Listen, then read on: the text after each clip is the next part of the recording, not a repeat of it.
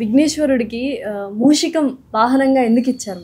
వాహనంగా ఎవరు ఇవ్వలేదండి. అనింద్యుడు అనేటటువంటి ఒక రాక్షసుడు మూషిక రూపంతో ఉండి లోకాలన్నింటినీ బాధ పెడుతున్నాడు. మూషికం చేసే పని ఏమిటి? తవ్వడం, భూమిలోకి వెళ్ళిపోవడం, ఆహారం తినేసేయడం, అందరినీ బాధించటం. ఇదిగో ఈ ఋతువులో మనకు అవే కనపడుతూ ఉంటాయి ఎట్లాంటి చోట్ల కూడా. ఎలుకలు. వాడి పేరు అనింద్యుడు. వాణ్ణి యుద్ధంలో గెలిచి తన వాహనంగా చూసుకున్నాడు. చూసారా, శత్రువుని కూడా వాడుకోవటం. వినాయకుడికి ఉన్నటువంటి తెలివితేటలు ఏమిటంటే సంహారం చేయడం పెద్ద కష్టమేం కాదండి, ఎవరైనా చంపేయచ్చు. చంపేస్తే గొప్ప, చంపకుండా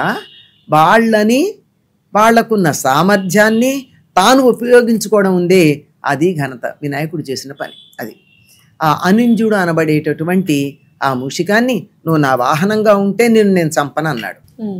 చేత వాహనంగా ఉండడం జరిగింది.